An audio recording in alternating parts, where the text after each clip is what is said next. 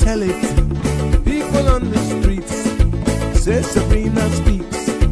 Tune into the show, she will let you know. Tell all your friends and family.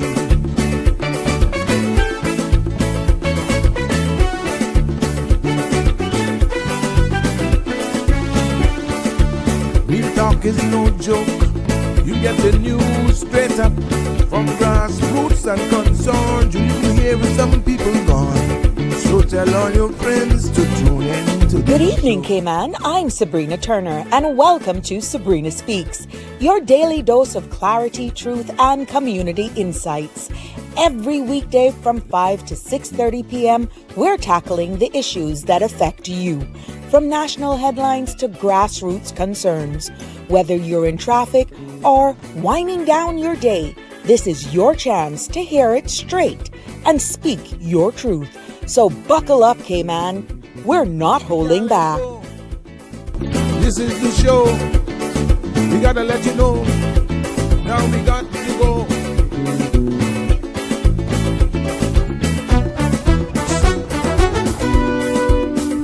And now here's Sabrina.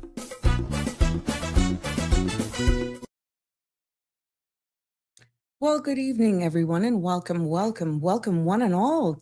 Good evening, Cayman Islands, and to definitely our family near and far. It is good to be back with you this evening. Welcome to another episode, yes, of Sabrina Speaks, Voices of the Islands, Conversations for the World, and the podcast where voices rise, stories unfold, and inspiration takes center stage.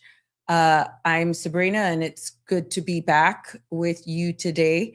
And on this eve of the fourth sitting of the 2025-2026 Parliament, that kicks off tomorrow at 2 p.m. And I'm wondering how much of you will actually tune in live or decide to watch it afterwards. Maybe you're like my friend, some of my friends, Connie Bonnie, who's in the house, who waters her orchids, or maybe you're Marshall, who has us always piped and always definitely locked in while he is on the job, but never misses a beat. Or maybe you're Jimbo, who plays it in the background. Look, whatever you do, maybe playing it in the background, doing some housework. The key is many of you are now watching, thank God, because I have seen and noticed an increase in the engagement of these live parliamentary briefings. Congratulations to all of you. And that's a positive sign. So whether or not you intend to deal with your plants or cook or do some housework, that's all right. That's all right. You're still locked in. But definitely, it definitely paves a way into today's discussion and overall topic. And I want you all to join in the discussion with me this evening. I would really, yes, I do. That's what happens when you're almost a year in and you get to learn people. But definitely here in the Cayman Islands, dominoes tables here recently. And I must say, it has been going on from the holidays. Conversations around the domino tables, yes, are loud. Even in some living rooms and family rooms are loud. Some WhatsApp chats too are loud. But the country is quiet. The frustration is real, and the silence is even louder.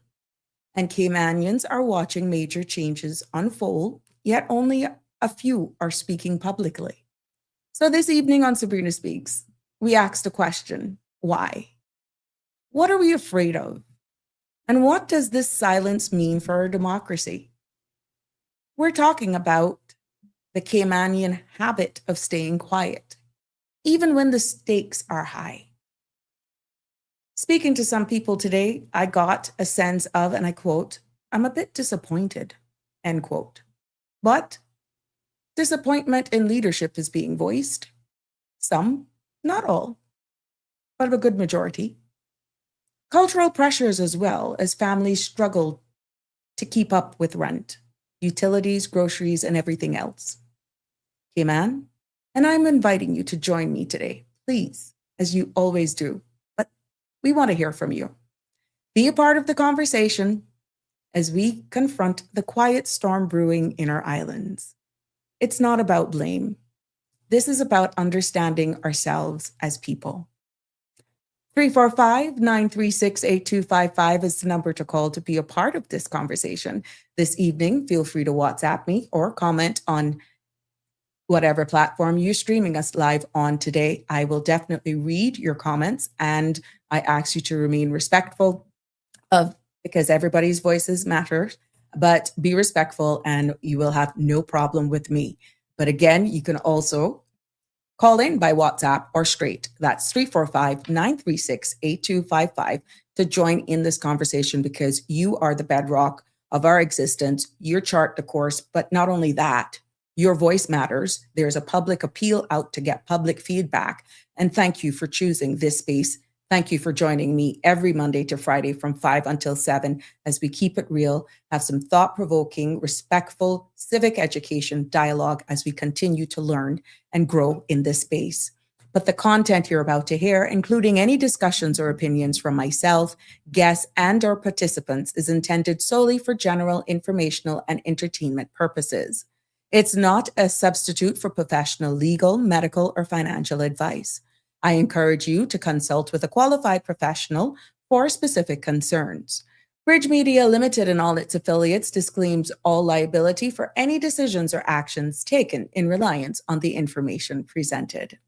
Before going into the substantive topic, you know how it rolls. Welcome, welcome, one and all. I see you rolling in. Please remember, don't forget to share and subscribe, and also forward it to a friend so you don't miss an episode. Don't miss a beat.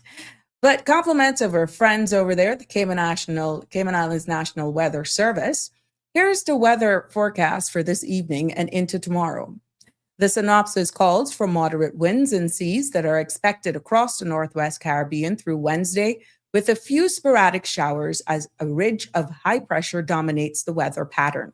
Satellite imagery shows few clouds over the Cayman area. Forecast for tonight calls for partly cloudy skies with a 30% chance of showers. Temperatures will fall to the mid-70s. Winds will be northeast 10 to 15 knots with higher gusts. Seas will be moderate with wave heights of 3 to 5 feet. Tomorrow, the forecast calls for partly cloudy skies with a 30% chance of morning showers. Temperatures will rise to the mid-80s. Winds will be northeast 10 to 15 knots. Seas will be moderate with wave heights of 3 to 5 feet. There'll be a high tide this evening at 3:55. Tomorrow, a low tide at 3:53 and another high at 9:53 a.m. tomorrow morning. The sun will set this evening at 6:30 and sun will rise tomorrow morning at 6:43. Now, the outlook is calling for an increase in the chance of thunderstorms from Thursday as an upper level trough moves across the Northwest Caribbean. We want to thank our friends over there at the Cayman National Weather Service. So now you can definitely plan your day. Now let's take a look at what's making headline news, not only locally, Caribbean, and internationally, making Sabrina Speaks headlines and newsworthiness for today. Right here at home, police have arrested 36-year-old Derek Osney Bushy Bush, the West Bay man who had been wanted since November for failing to appear in court on charges related to a serious assault and other offenses. According to the Royal Cayman Islands Police Service, officers carried out a search operation at a residence in West Bay on Saturday, the 28th of February, where Bush was located and taken into custody. He remains detained as investigations continue. Bush has been the subject of the public appeal for months, with police urging the community not to approach him, but report any sightings. In other news making headlines today, the Cayman Islands Customs and Border Control Services has confirmed 8 migrants arriving in Cayman Brac around 7 p.m. yesterday, March 2nd. According to officials, the group, consisting of 3 women and 5 men, landed by vessel in the Spot Bay Cove area. CBC officers, supported by partner agencies, responded under established security protocols. The migrants have been secured and are now being processed in accordance with Cayman Islands law and international obligations. Government officials say they continue to monitor regional developments that may influence irregular migration, and the public is encouraged to report any related information to 911. In other news making local headlines today, John Gray High School's newly expanded security camera system helped staff quickly identify a disciplinary incident involving several students last week. According to the Department of Education Services, school leaders detected the matter during a routine monitoring and responded immediately. The students were placed on short-term suspension and have since returned to class. Meetings with parents and guardians have been arranged, and the students will take part in small group counseling as part of a wider support plan.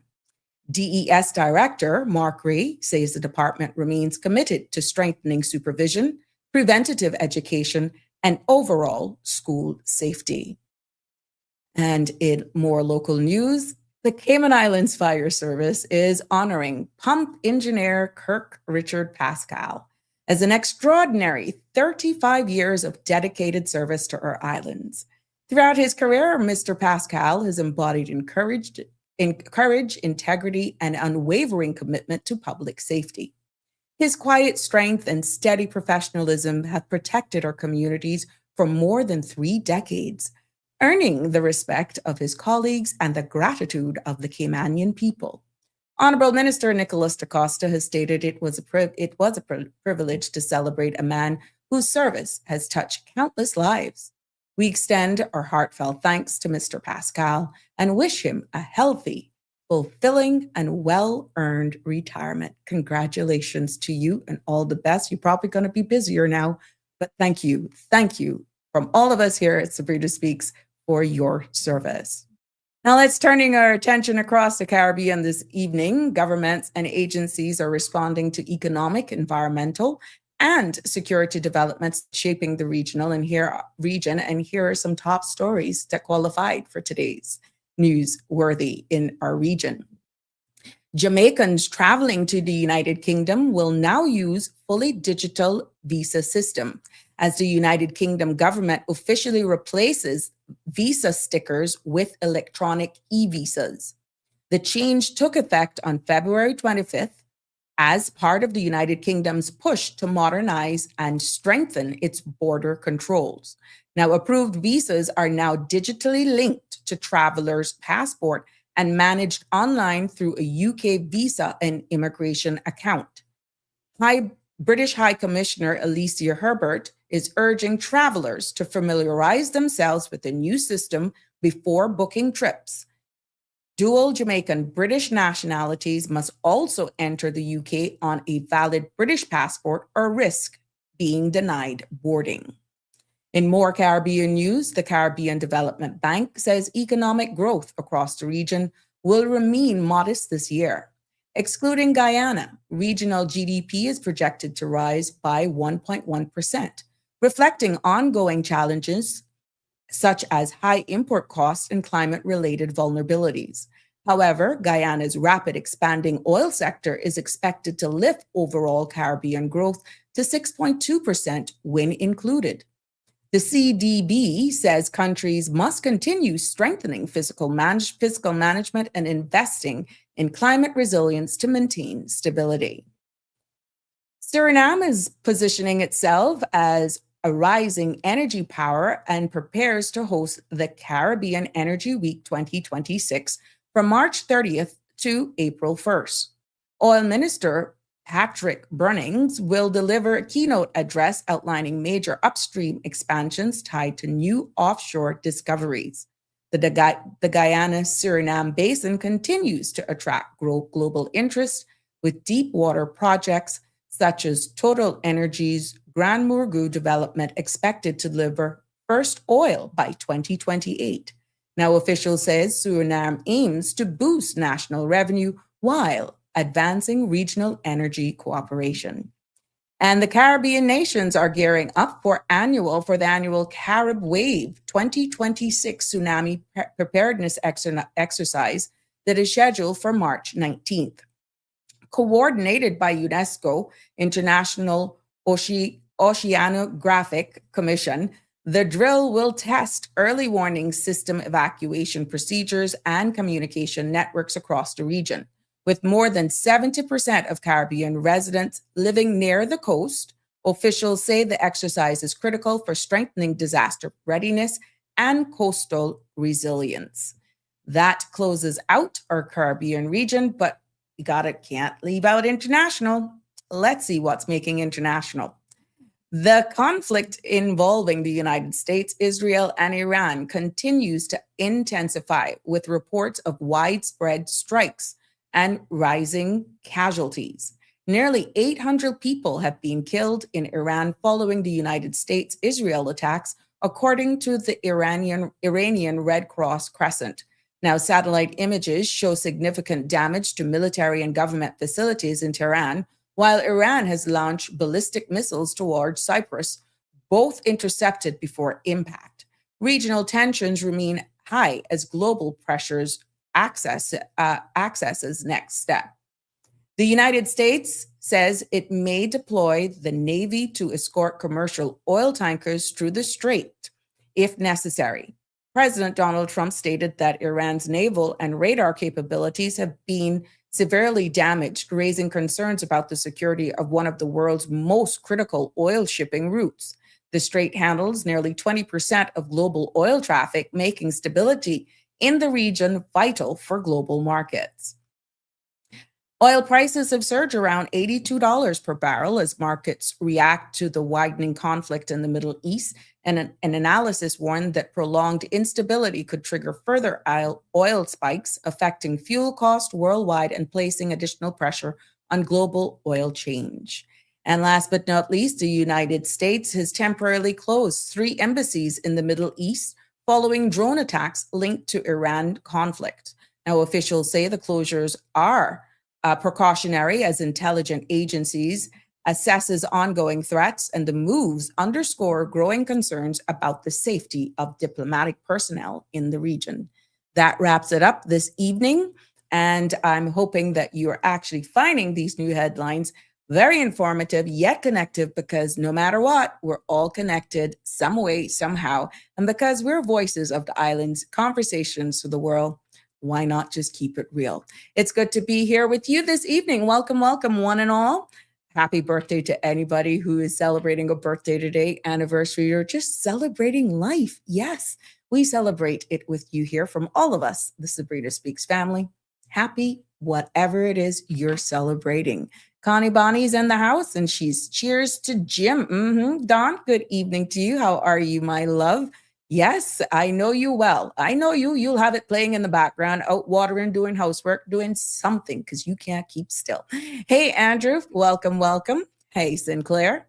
Hi, it's good to have you. Damien's in the house. How you doing? I want to hear what you guys say about this one. Why they keep quiet? I want to hear from all of you this evening, because this is who we are as a people. And it was sparked. I'll get into that. What sparked today's topic was from a statement that was made yesterday. And you could hear the question actually in the voice.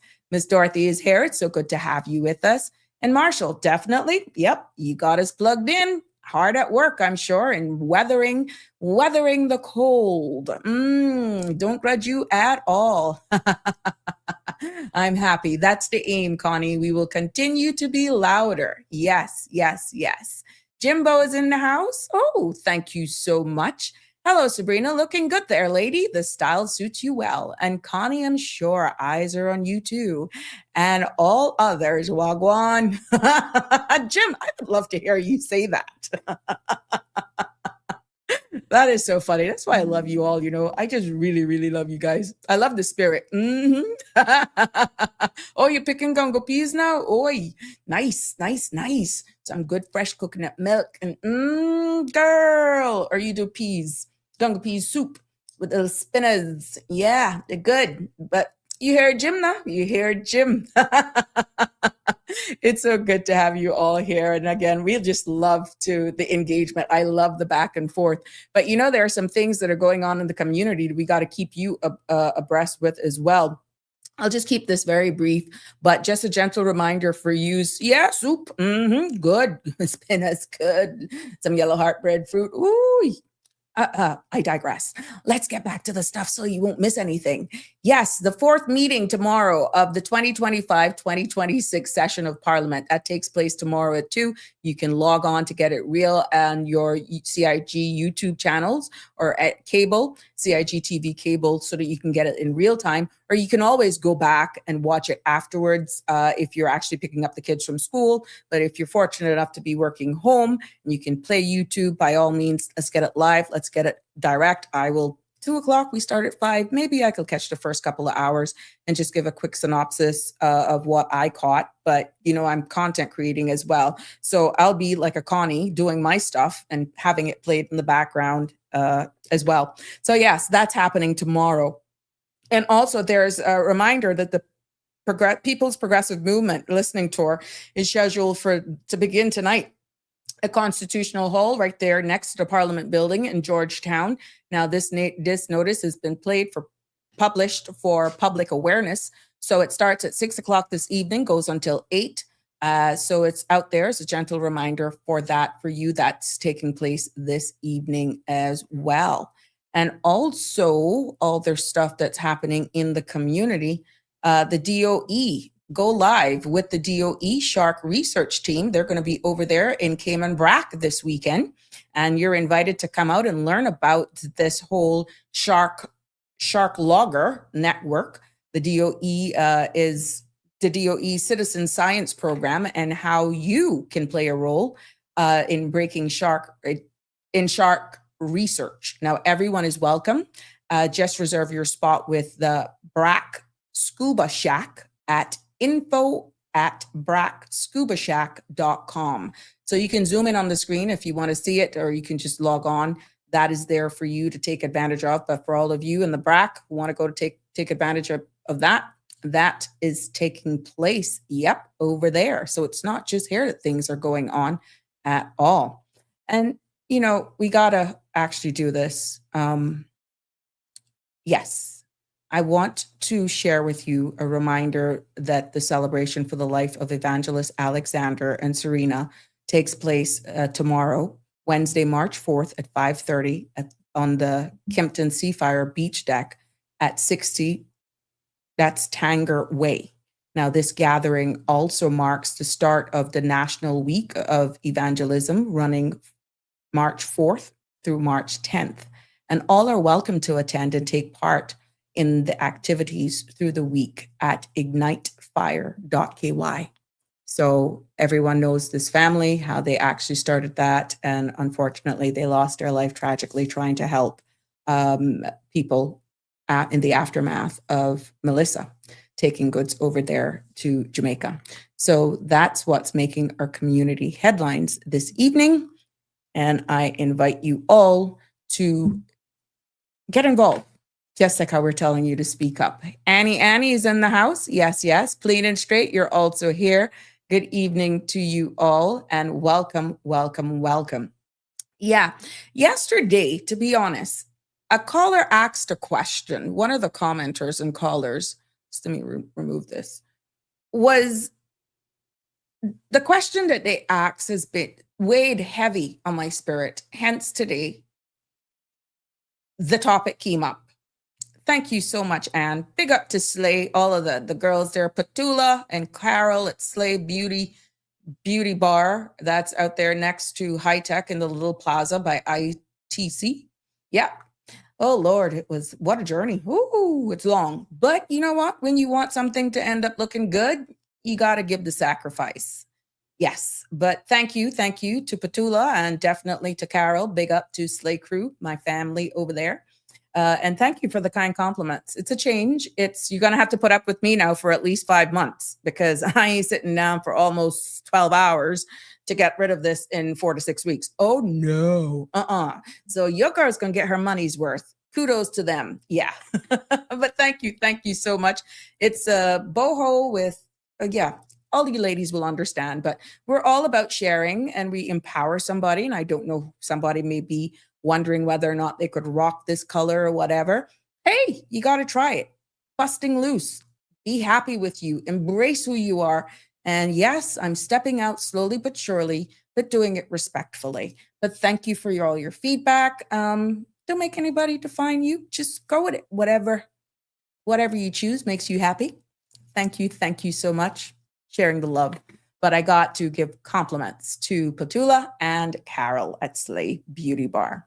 So yeah, going back to what I was saying in regards to what sparked today's topic instead of dissecting, but by all means, should anyone want to ask about the upcoming bills you saw this morning on Sandra's show, The Cold Hard Truth, she interviewed the Honorable Premier, who was actually breaking down from his perspective and explaining the urgent and the wave of the 28-day public consultation can be justified under the Constitution of 77 subsection 2, and stating that, and I'm paraphrasing, I'm not quoting, pretty much that the long-term benefits of waiving these, for what good these amendments would make, especially the one for health insurance, and which we covered yesterday, of these medical indigent persons, defining that under law and giving the Minister of Health that more responsibilities, is one that the public eventually, it's a part of a bigger plan.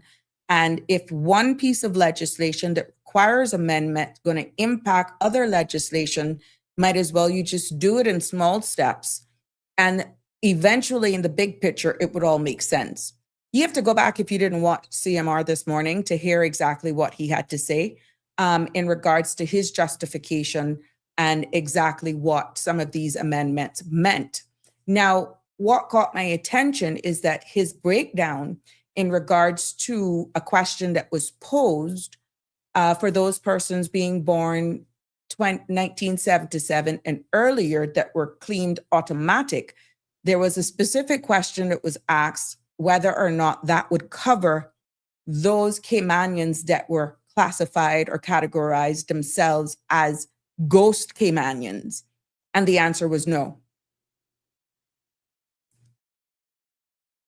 Because it goes beyond that. But the answer was no. That's a different category of people. So, not to take away from it, but the mere fact that that answered that question, but yet that substantive piece of legislation automatically making these persons become one of at least 4 different sets of people, become Caymanians, but still that is not the set of people that were deemed ghost Caymanians. They're another set. It begs to then question how much sets will automatically almost open the door to be deemed as Caymanians. I can't say that I heard him actually explain, maybe that's going to be saved for tomorrow, that it gives any assurance of the true numbers of these persons that would be deemed automatically Caymanians, bearing in mind before they had to apply, but based on what is in the bill and what is being presented, once you provide the documents that actually covers you under that section, you're automatically deemed Caymanians. That means right to vote, right to sit as jury, right to access all government services, including Cynical, DAF assistance as well. We don't know. But if you're Caymanian, I'm quite sure that would include all the benefits that comes with it. And if that confirming that they're just another section of people, but it's still not the group that is considered ghost Caymanians, then it even brings more questions as to what came out of our discussions here, saying we need more explanations as to how far will this go? What will be the benefits in regards or extended to them, whether or not it will go generations to generation. Now, I stand to be corrected. But maybe, you know what? This is the eve of that. Maybe when these bills are tabled before the Parliament, that without questions being posed, possibly if the respective ministers are listening to the platforms in preparation for their speeches, they would actually cover this succinctly to answer some of these questions and concerns in the delivery of their speaking notes. Before then, it's open on the floor of Parliament for open discussion. There have been a lot of questions.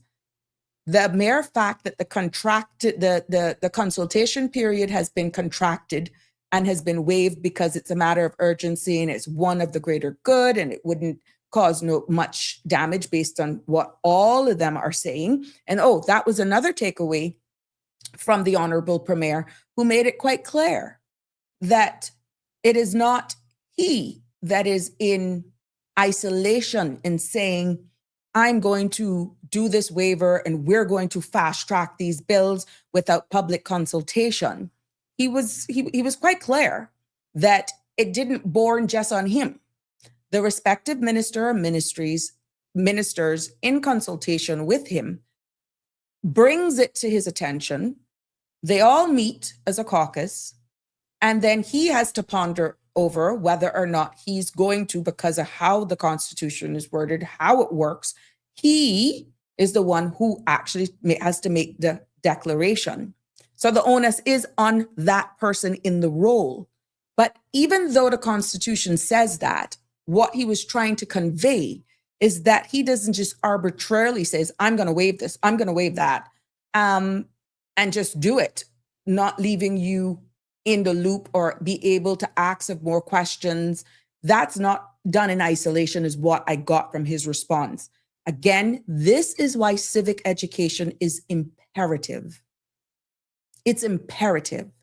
Some may see it as, cop out, now that there's a lot of discussions, some that are very vocal, some that are loud, a lot that probably are private phone calls, but you have to maintain a level of diplomacy in those roles.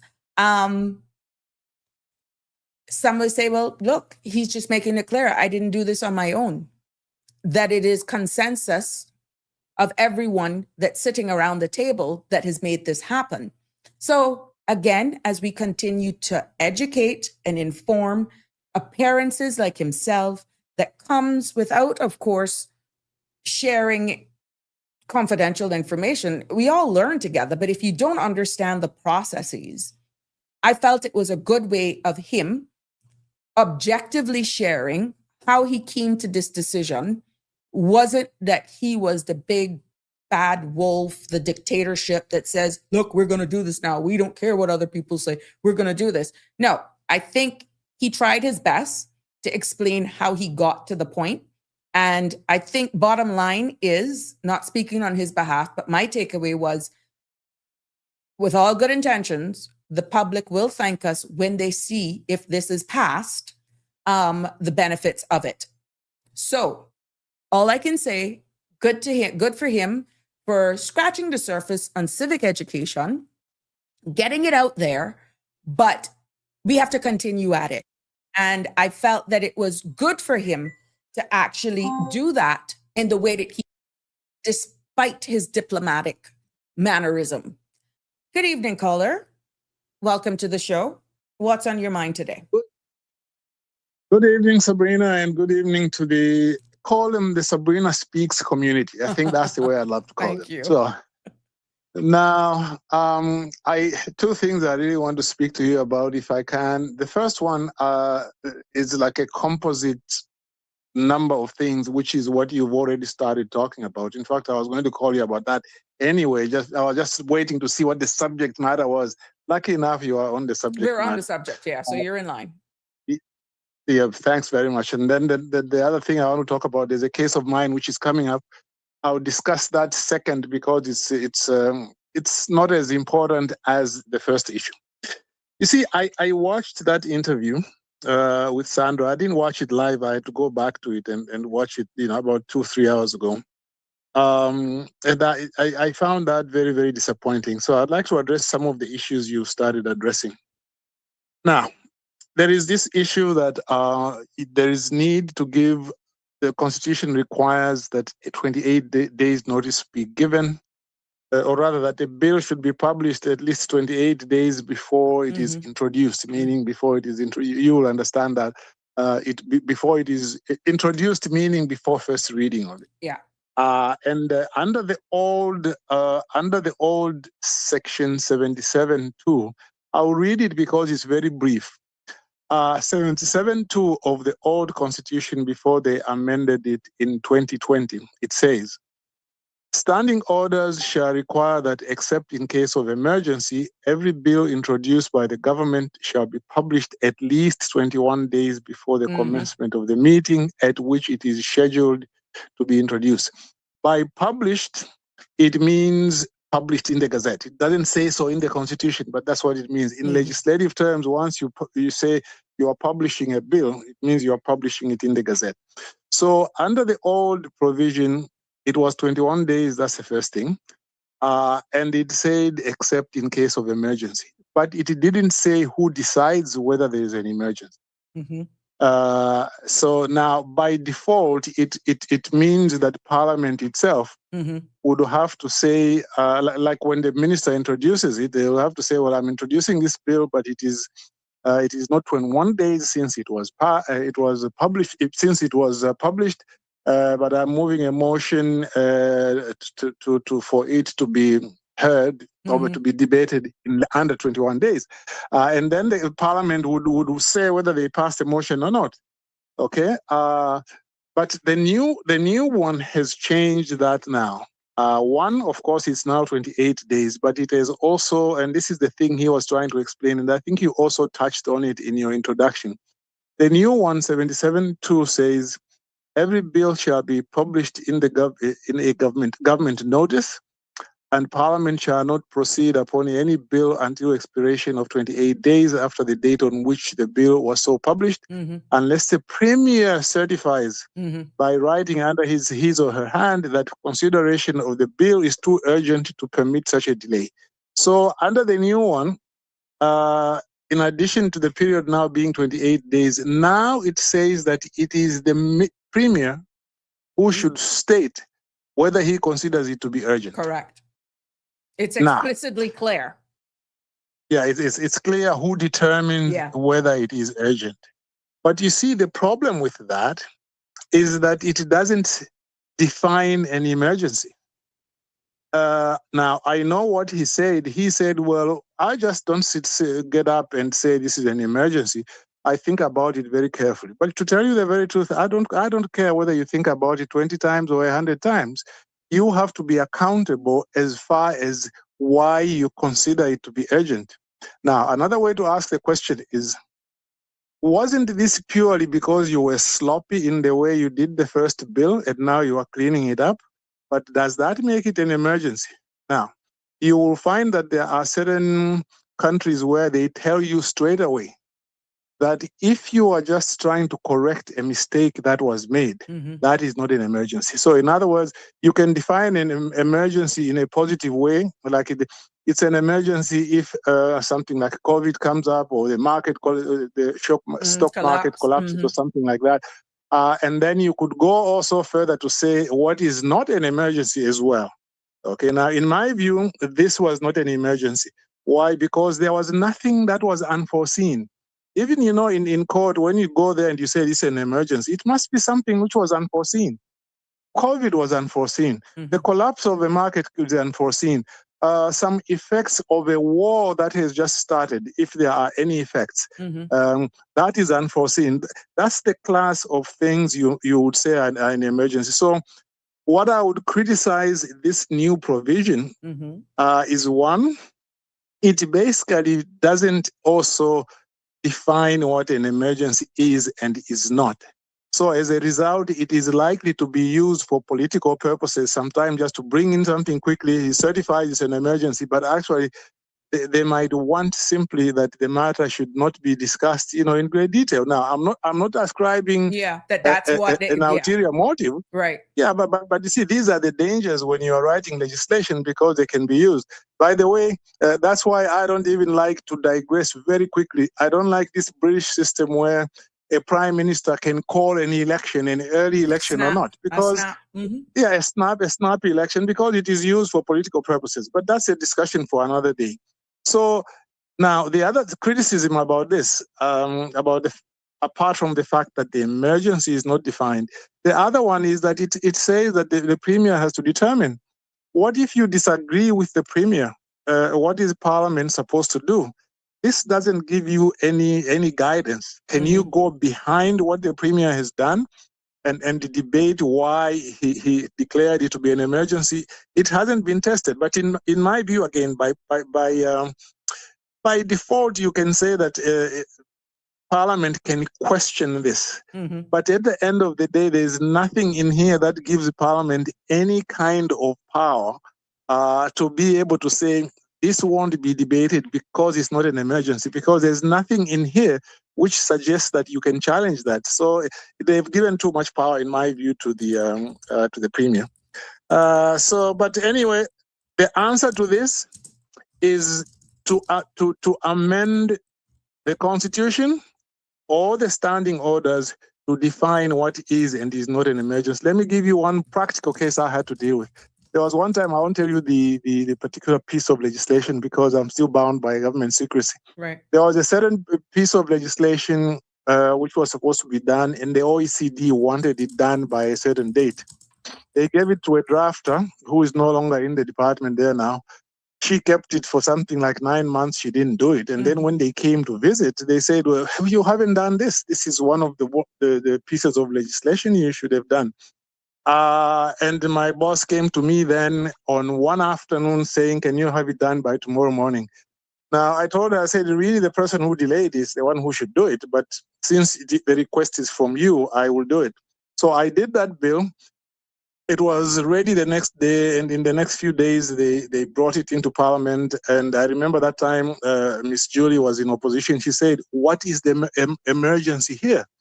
Again, technically, that was not an emergency because somebody was just sitting on it. Okay? That's not an emergency. But again, they used the numbers to railroad the rest of the House, and they passed it. So, upshot of all this discussion, there must be better accountability, and that accountability will begin with amending this and defining what an emergency is, and to make it clear that Parliament can question and maybe even overrule the Premier. That's what I would suggest. Now, he also spoke, the Premier, about the validation of the fees. Yes, that it has been overlooked for, yes, thank you for thinking, and he just want to get it done, and that it would be a position where all of these refunds and all that sort of stuff. Give us your takeaway on that. Your synopsis. Yes, you see, Sandra asked a very good question, said, how long have these fees been collected without a legal authority?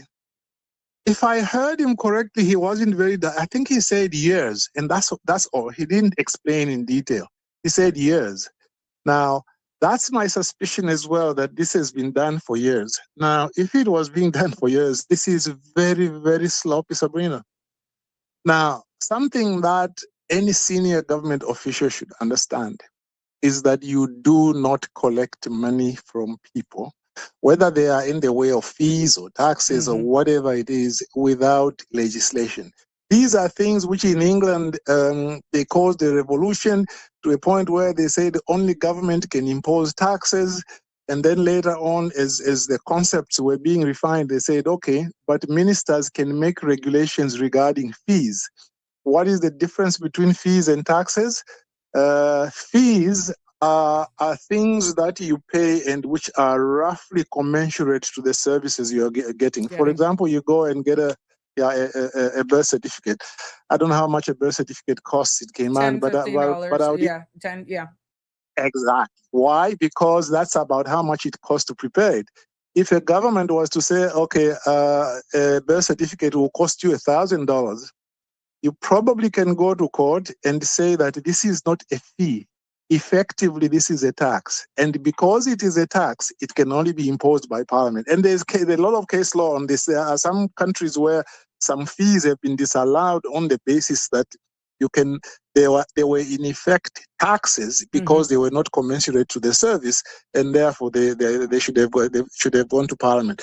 But the point I'm trying to make regarding this is that anybody who is senior in government, chief officer, deputy chief officer, ministers, or policy officers, accountants, you name them, lawyers, whether they're drafters or not, they should know that you can't collect money without legislation. And for this to have happened, it is really sloppy. And I'll tell you how I think it happened. I don't have any inside knowledge. I suspect somebody challenged it. Well, And I then after kind they of got challenged that it, from where he was very careful. He was very cagey. cautious with Yeah. how he stepped around giving information again that drew it to the forefront as to why it would be deemed an emergency now. So, not emergency, but one of the things that is encompassing the emergency clause that he's pulled. But I got that he was being very careful around the true reason behind why they were explicitly clear in those amendments to actually correct this unfortunate situation. Yeah, it is, to me, it is sloppy. If this has been going on for years, which is what I suspect it has been the case. That begs the question. Unless you are really put yourself in my position now. Okay. We're talking about a minister, former minister of health. But let's say I was the former minister of immigration or customs, wherever that particular legislation lies. And it is not something that has been brought to my attention by either those until, let's say hypothetically, we see an increasing number of challenges coming and it was brought to our attention. It's not about pointing the finger at or who's to blame. But what it says is that you're in isolation when you're sitting as a cabinet minister because you're dealing with legislation and policies that is really within your remit. You understand what I'm saying? But it also helps when a minister sometimes out of curiosity picks up certain legislations and regulations to also see it from a different perspective. I could be honest with you, sir. Not all the time you have that amount of time on your hand to go through it because you have a dedicated, learned team supporting you behind the scenes. You understand? But accountability still lies, from what I'm seeing now, thank you, Denver, in those ministers for really picking up the laws and regulations and familiarizing yourself, because it's amazing what you can possibly find out for yourself. You are constitutionally responsible for the budget. In that role as a minister, I'm almost embarrassed. But then how far do you take it? Because I was once, unfortunately, unfortunately, because something may have been overlooked. But if you think anything of yourself during your tenure, I would feel bad that I didn't know that as a minister. Yeah, as for this kind of thing, I don't blame the minister very much, if at all. Okay. Because as a minister, you come in and you are in charge of policy, and they'll come to the meeting and they'll say, okay, fine. You might say, okay, we need to raise some money, and then how much money do we have? And then you ask your technical people, they tell you, okay, we collect so much in fees and so on. Yeah. When they tell you that we collect so much in fees, you are not likely to say, do we have legal authority to collect the fees? Correct. You're not going to, that's the furthest thing away from your mind. Because the mere fact, remember, the separation of operational powers and you staying in your lane, that sort of stuff. But if they've been collecting these fees for years, coming in at 2025, that's going to be the last thing on your mind. No, not as a minister. Doing this? Are you doing this legally? So it's interesting. Yeah, no. As a minister, really, no. It is the technical people in there. Who is collecting this? And when they collect it, what is the practice? Like, for example, if a chief officer gets up and says, Mr. Customs Controller, can you collect money and so forth? And the first thing that the person is supposed to say, do we have legal authority? It is as simple as that. Do we have legal authority? Because even an internal auditor who looks at the authority for doing certain things should have picked that up a long time ago. Many years when I was in the BVI, I might have mentioned on a previous show, they were charging about $1 or $2 for importation of an animal. And a TV talk show host challenged that and said, where's the legal authority for this? Mm-hmm. And they said, well, first of all, they began saying they didn't need legal authority. Then they went to the Attorney General. The Attorney General says, no, you need legal authority, and not just legal authority, but legislative authority. Mm-hmm. And then the matter went to court. They lost the court case. I remember when this talk show host came to my office, he even came with a newspaper cutting Mm-hmm. to show how, he had won the case and all that. So to me, this is a very basic government. And I'm surprised that even the Auditor General at some point didn't pick this up, because even the Auditor General, you see, the Auditor General is supposed to check what is the legal authority for doing certain things. Mm-hmm. Okay? Mm-hmm. But I just don't know how this happened. But part of this, Sabrina, is the lack of proper training of people regarding their jobs. You remember last time when the current premier was in charge of financial services, Yes. finance or financial services, one of the two. Mm-hmm. The Financial service services. and then financial services, yeah. And then he announced that there was a proposal to increase certain fees relating to I think it was the savings institution, Yeah. the credit union. Mm-hmm. And then people said, oh, how can you increase the fees? And then it became a whole big issue.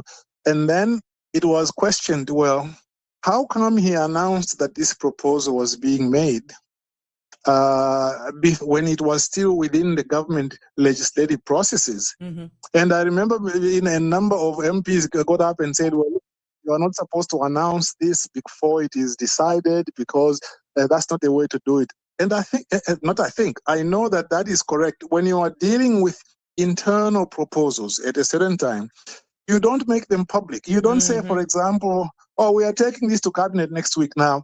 Sometimes you can. But generally speaking, because the government deliberative processes are supposed to be internal, because you do not want, for example, something to go out there and cause undue alarm. You want government to decide when it goes to the public. For example, like if I'm drafting a piece of legislation, before it goes out to the public, even for consultation, it has got to go to cabinet, and cabinet has to say, correct, do we want to consult on the basis of this? And sometimes it can say, well, look, this bill is all right, but before we take it to the public, we want you to effect some changes, because we want to define better the basis upon which we are going to go and consult. Now, to me, I thought again that it just shows a lack of really knowledge of how the government processes work. And then part of this problem, why they have come back again to deal with these little things, is again because there's not enough skills on how to analyze a bill. If they had analyzed these bills, like if they had enough people in government who are trained to analyze a bill, these things would have come out earlier. Let's look at it from a different perspective. What if it is not that the skill set is not there, but because there is an agenda to appear as though we're getting things done in a specific time frame, otherwise we're not going to be perceived as any different from those who may have come before. And then the rush is there, hence these unfortunate errors and multiple nuances now having to be cleaned up. I'm just being devil's advocate, benefit of doubt. What if that is the case, that it's not that there isn't sufficient knowledge and skill set, but there's a plethora of things. Remember the strategic policy statement. There's a lot of policies that some ministries, a lot of the ministries don't have, that's going to impact legislative change. People are crying because of the cost of living. We see where we're talking about the cost of healthcare, access in healthcare. It was a great demand for immigration reform. There's a lot that's going on. And you only have that legal department, right? It could be a plethora of things, not just the fact that there could be a lack of skill set. It could be a combination of things. But let's say the bottom line is that there's just so much that needs to be done. And the operational arm of government, the civil servants, have 4 years or 3 more years to make this current administration look good. And everybody wants something done. It's just a lot on their plate, and time goes when if you have to come. Maybe we may see a lot of these 7-7-2s saying we're going to waive public consultation, because that takes it out of the waiting time. You understand? Then you got to get the public feedback. Then that may actually evoke other amendments. So if you look at that, one piece of legislation can take all a year, if not longer. Oh, yes. And you understand that, having been in the system, I understand that. And it's interesting that you should mention that, because at the end of the day, like a lot of things, this is something that is influenced not just by one thing. The lack of skills is one, but the other one is the one you have mentioned, which is the things that have to be done. You know, that there's a lot of competing and conflicting jobs that have to be done, and targets that have to be made. And you've now taken me out, Sabrina, into a broader area as to how are the legislative processes in government. Are they operating in a manner that is at an optimum level? Ah. This is something that I tried to work with when I was in government. I said, you know what? Some of the ways in which we do things are not very much saving of time. Let me start with some of the easiest things we need to do. I used to say, look, I can't, as a senior legislative counsel, be going by the copier and standing there for 30 minutes copying documents. I need somebody who can do that for me. Because if I was in the private sector, I probably would be earning, I don't know, let us imagine $600 an hour. And if I was charging somebody for that time, would I charge somebody $600 an hour for standing by the copier? No. Exactly. You know, so what I was trying to contribute to is to say, let us have legislative systems that actually work. Let me tell you how, for example, they work in England. Do you remember, by the way, before I talk about that, there used to be something you might remember which they used to send out, like it used to go out during Mr. McCarthy's time. It used to go out from Mr. McCarthy. Probably this time it was going out under the deputy governor, where they say, can you tell us the legislation that you want to be done next year? And this is like a circular letter. It goes out to every ministry, and the ministries, then they say, well, these are the pieces of legislation we want to do this year. Exactly. And then I remember that when that was done, and then it would be put in the throne speech, and the government says, well, this year my government wants to do this and that. The governor says, my government wants to do this and that, and so on. But you know what? That was never ever followed, because it was done every year, and then you put the legislation in the legislative program, but it was never followed. At the end of the year, half the legislation has not been done. You have not even established when the legislation is going to be done.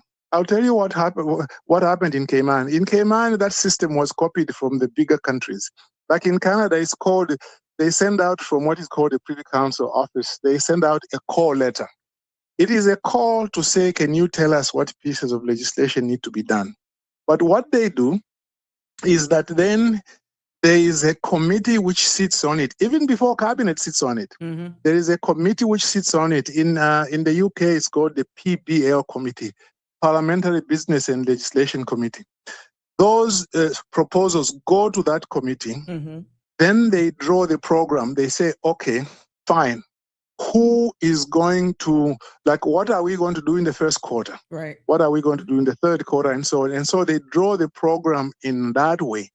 And then once they draw it in that way, the head of legislative drafting participates in that committee, because it's a committee of cabinet. And then they will say, okay, fine, you want the Proceeds of Crime bill to be introduced in Parliament by the 1st of October. Okay, very well. Now you draw a program regarding when the instructions are going to be given, when the first draft is going to be done, when further comments are going to be given, when it's going to be published in the Gazette. Now, I've only given you 4 or 5, but there are other milestones, like including public consultation and so on and so forth. So what you do is, therefore, you do it in such a way that it is spread out and everybody knows what you are supposed to meet. In fact, if it turns out that you are going to miss a milestone, You're supposed to warn a few people or to get additional help if you need it and so on. And that allows you to be able to do a piece of legislation with the least number of chances that you might miss a deadline or that you might wind up the way the Premier has done. The problem in Cayman, and I can say this having worked as an insider in Cayman for 12 years, is that there's no program like that. People just tend to come to the legislative drafting department and say, oh, we want this to be done. I've had things, for example, somebody would come to me on the 1st of June and say, well, is it possible that we could introduce this in the 1st of August? It's just not possible. Okay?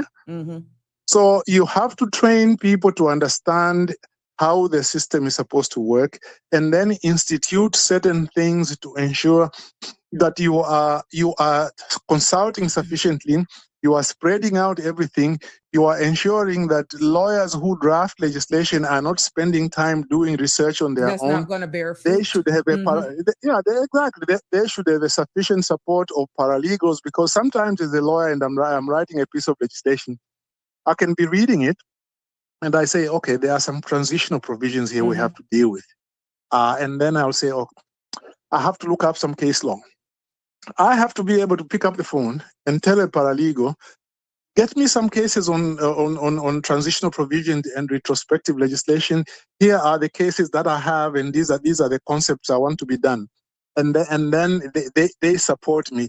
That way, I spend time more on dealing with the real important issues of writing the legislation rather than being my own support staff. Right. And a lot of these little things I had tried to introduce them in the to recommend them in the portfolio of legal affairs. But to tell you the very truth, the people there were not very, very innovative. Every time you said, well, can we just find a better way in which to stress test our legislation? They'll tell you, well, let us just buckle down and work. So that's how you have found that some of these problems like this, I'm not saying they are totally impossible, that they don't happen in bigger countries. Yeah. But they are minimized if your system is properly built. The legislative system in Cayman is not properly built at all. Okay?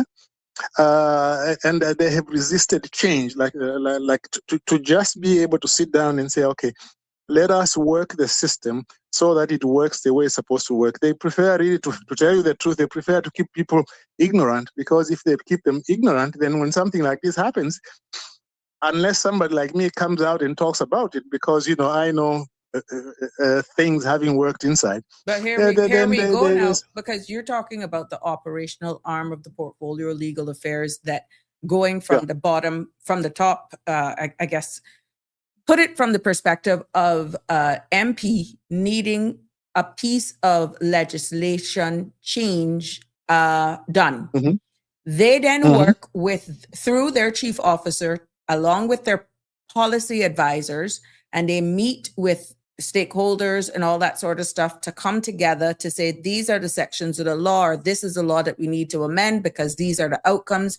You get the blessings from your cabinet and caucus colleagues, and then off they go to the legal department and they do their magic, right? You as a minister, speaking from the minister's seat for the purpose of civic education, how it works.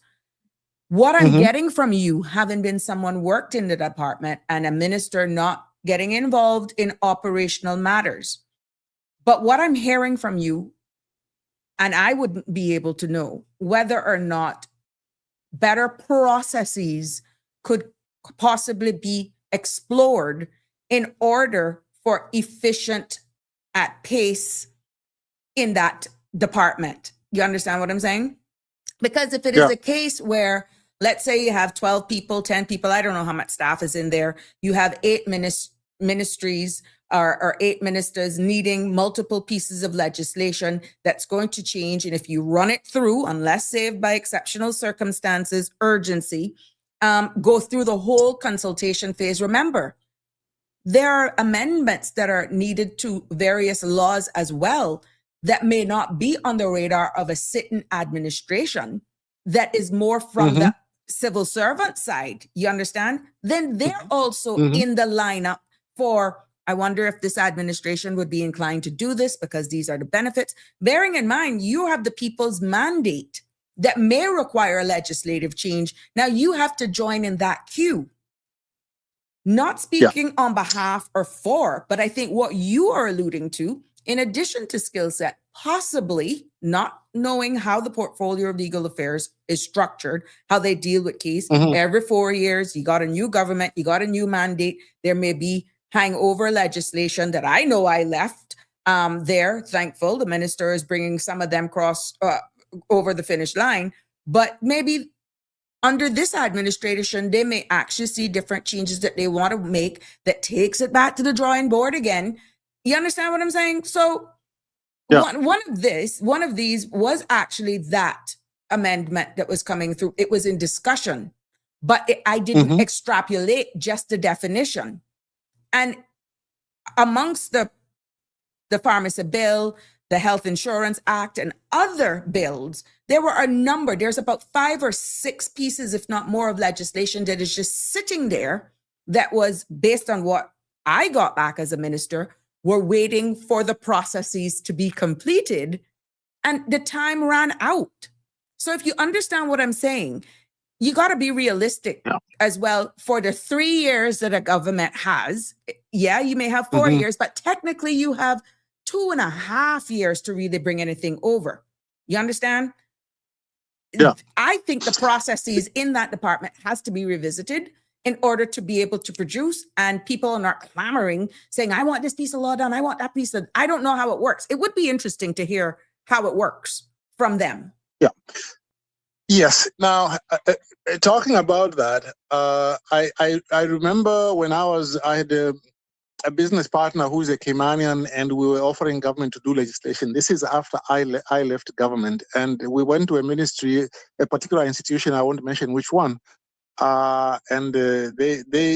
Basically what we were doing is marketing ourselves, that since I had worked in the department there for a long time, we could write legislation which would be quickly finalized. And that particular entity was telling us that they had legislation waiting for 5 years, and that they had just spoken to the head of department in legal, and they said that even at 5 years, they couldn't fit that particular legislation in mind. So they were waiting 5 years already, and even at the end of 5, they were being told, we don't have enough time to do it. Now, I'll tell you part of some of the workings which are relevant to this. When I first came to Cayman, what used to happen is just any department could come in and say, draft a piece of legislation, and then we'll draft. At one point, I found that the number of pieces of legislation we were drafting, which were not eventually going to Parliament, was high. At one point, it was as much as half. Oh wow! Okay, so think about how much money is being wasted. You've drafted that piece of legislation; it hasn't gone anywhere after hours and hours and hours. And then I spoke to the head of department. I said, you know what?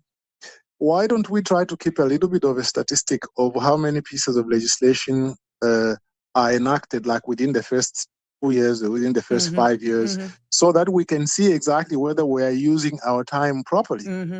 And then I also mentioned that meeting the needs of the sitting administration, aka make ministers look as though they're doing something, especially if it's going to impact legislative change that can better serve nationally the Caymanian people.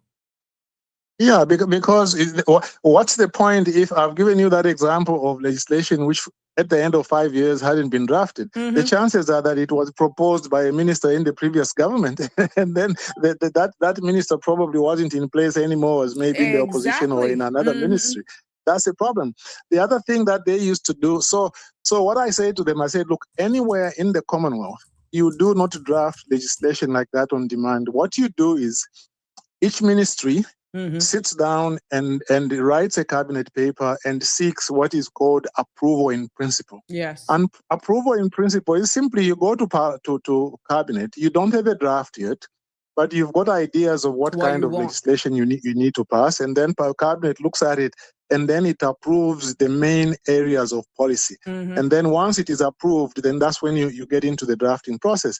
Because why everywhere in the Commonwealth they do it that way is because what if you go to the legislative drafting department, you draft it, and then you go to cabinet, then cabinet says we don't want this piece of legislation. Change You that. have Yeah, wasted yeah, time. yeah. That's the red You, line you have document wasted. that Central Minister MP from Central keeps Like, saying, the markup document. So you can yeah, track the changes. exactly.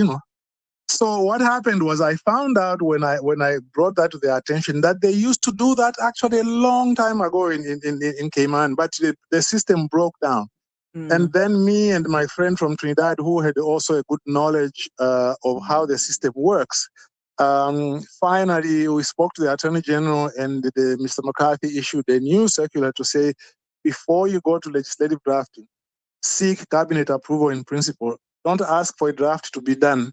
And then after, if cabinet approves, then that's when you give the instructions now for the legislation to be drafted. Now that alone really improved things, because then we were drafting, at least most of the legislation we were drafting was still was being enacted. The amount of waste was reduced. Now the other problem, for example, which delays things is. Like if you want to clear up a small point, like maybe it's a point of whether you need legislation or not. The problem at the moment is you have to write to the Attorney General, and then the Attorney General goes to the Solicitor General, and then eventually it might come to legislative drafting if it's got to do with legislative drafting. Now, if you are going to write to the Attorney General for legal advice, that's the way it's supposed to be. But sometimes if it is a legislative issue, you might just want to, maybe a chief officer, you want to clear up some small legal point. I was also always being told, no, if a chief officer calls you to clear up a legal point, tell them to write a letter to the Attorney General. No. That's too much of a bottleneck. Oh, wow. In Australia, what they did was they said, look, we know that things have to go through certain channels. Yeah. But there are sometimes you want to clear up and obvious, sometimes you want to clear up just a small little thing. Okay. So what they did is they took their list of legislative counsel and they assigned them to different ministries. They said, look, if that ministry needs to clear up anything quickly, they can come directly to you without going to the Attorney General. However, if you think that it is a big matter of policy, refer it upwards. Then you can refer it upwards or ask them to write to the Attorney General. But if it is something that you can advise them very quickly, for example, if they want to say, oh, how do we give instructions for legislation? Then you say, okay, fine, go to our legislation handbook, it's on the website, and so on and so forth. And then you give it to them. So that way, some of those more obvious things can be dealt with quickly. I suggested that to the portfolio of legal affairs, they refused. So any little tiny thing you want to clear up has to go in writing, because everybody's been told don't talk to anybody. Do you think it's the bureaucracy and red tape that everyone is making sure their I's are dotted and their T's are crossed, and at the end of the day, we're not getting anything done because everything requires a paper trail?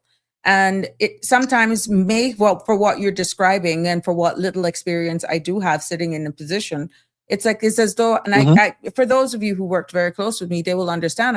I was infamous for using this line. It's like you're scared of your own shadow. Has it gotten to the point where it is quite nerve-wracking when you have some civil servants that are being called to on the floor of Parliament, be it in Finance Committee, PAC, to actually explain, and the responsibilities, of course, they have to explain and justify from the operational side of things. So maybe is it maybe some of the fares that we're seeing and why so much red tape that is actually hindering production progress is because of lack thereof of lawsuits or being loss of job that is ultimately holding back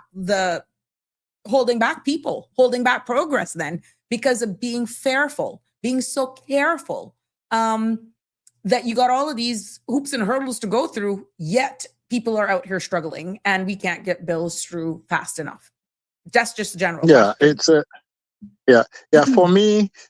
for me, yes, that is a legitimate problem. For me, it just goes back to training, because I worked with chief officers. There are some chief officers, and the chief officers in the Cayman Islands are some of the most educated you can find anywhere.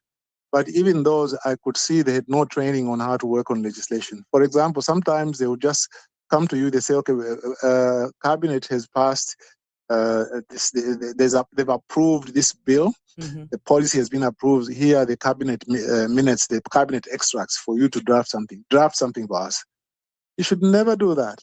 Mm. Because generally speaking, you can't draft you can't give instructions to draft legislation purely on the basis of a cabinet extract. There's not enough detail. Yeah. What you are supposed That's where your to senior do is policy advisor with and support or in the presence of your chief officer, who's then conveying the intent or the context behind what is the basis behind this request should be there or all tied into a meeting. Yeah. Exactly, and then because then once a cabinet is approved in principle, there's a cabinet approval in principle. For example, cabinet might say, okay, you want to create an institution that will, I don't know, look into cultural affairs. Okay, fine. How do you plan to have it structured? Then you say, okay, we want it to be a corporate body. We want it to have a board of directors and so on and so forth. You give them the basics and so forth. Mhm. And then they'll say, okay, fine. I think this body is good. But then you go down now, you sit down and work out what will be the composition of the body, what will be the specific functions, what will be the powers it will have of inspection, how will they be appointed, and so on. Yeah. Because those details would not always be in the cabinet paper which extract. seeks approval. Mhm. Yeah, exactly. So you are supposed to do that.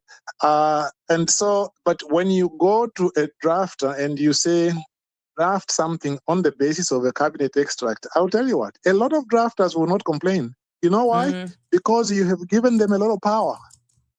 You have given them a lot of power because you've just come in with a general proposal. They will decide what has to go in, and they will frame the legislation in a way that suits them. And then when it comes to you, you look at it. When you look at it, there will be some things which will not occur to you. But once they have framed the discussion, then you are just looking at what they've put in. And I will tell you, one time I was in Hong Kong, 2009, thereabouts. There's this British guy who writes legislation, but he worked in Grenada for the British government for about 2 years. And he was saying, you know what? If they don't give me a proposal and I put the proposal in the legislation, the chances are that even if it's not good, it will pass. Oh, wow. It will pass. So what I used to do with people is I remember one time one ministry, I won't mention what ministry it was.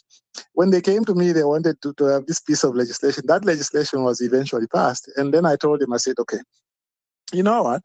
You haven't given me enough to work on, but let me give you this piece of legislation, that piece of legislation. These are the ones that are similar to what you want. Go through them. Tell me that you would like a provision that looks like this and like that and so on and so forth. And then once you give me that general idea, then I can start working on something. You know what the ministry did? Well, they fought me. They said, no, you are being difficult. Why don't you just write something? But hold on, you are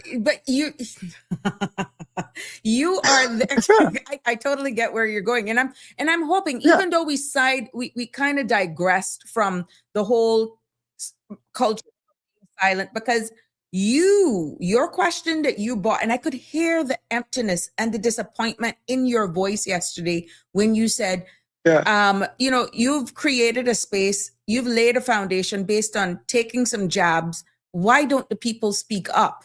You understand what I'm saying? Yeah. And that is what brought this topic today. But exactly what you said just now is the reason why we have probably found ourselves in this position right now, where you are given an opportunity to just put a little bit more elbow grease into things, and the responsibility of the reflection of the people's wants and desires requires everybody to actually perform at the same level in helping everybody to reach one common goal. But if it's because just you're a legal drafter, you come up with something, how do you know what discussions, unless you're sitting in on those policy meetings to hear the wishes, the desires of the minister in the presence of your senior policy advisors and your chief officers, to know you, who's down in the legal affairs department, requested now to do this piece of legislation, is going to really reflect the acts of the minister, hoping that is the reflection of the people. It not making no sense. You see, Sabrina, that's why when me and my Cayman partner, we were trying to sell. Sell in the sense of to get people to do our courses, the 9 courses that I designed. But when we were selling the particular course relating to the legislative process and judicial review, we were saying, once you learn the legislative process, you learn what your job is and what the drafter's job is, and how drafters think, and how certain things written in a certain way can appear simple, but some implied rules of interpretation or rules of judicial review will actually give them an effect that you might not imagine. Exactly. We sold it by, we were telling them to say, this will allow you, once you do these courses, they will allow you to have greater control on the content of legislation. And I think that the powers that be, that's what they didn't want, because the powers that be didn't want people in government to be able to look at legislation and really be in control of it. They wanted more like them to continue this practice where they take a cabinet extract and gave it to the drafter, and then the drafter does whatever it is they want to do. Figure it out. Yeah, let me give you an example. For example, some of the problems we used to have is, like the government, people come in and they say, well, this particular offense is very, very serious. We want this offense to carry minimum 10 years imprisonment. And then I'll tell them, okay, the sentence is a matter of policy. But just to let you know, most offenses of this kind don't carry 10 years. So when you go to the House and you pass this piece of legislation, then there will be a certain incongruity, if there's such a word, in the legislation.